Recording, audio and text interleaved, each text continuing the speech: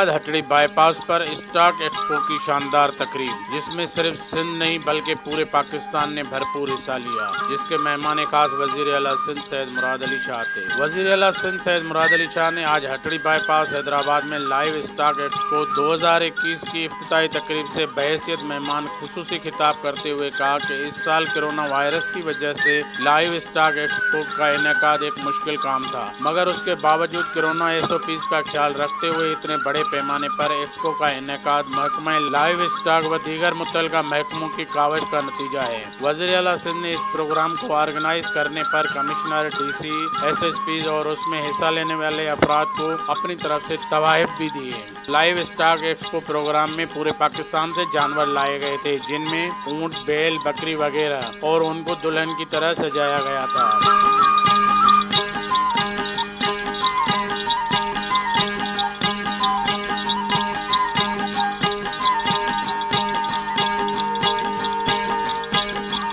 Programme में परिंदे भी शामिल थे, चाहे वो मोर हो, तोते, मुर्गियां, शतरमुर्ग और भी बहुत कुछ था, जिनको देखने के लिए बहुत से लोग आए हुए थे। बच्चे, जवान, औरतें सब उनको देखकर लुत्फ अंदोज हो रहे थे। उसी दौरान कोई नाखुशगवार वाकया पेश न आए, इसलिए सिक्योरिटी का इंतजाम भी किया गया था। कैमरामैन मुराद अली सोलंकी के साथ मीर नसीर सोलंकी, 11 न्यूज़ हैदराबाद।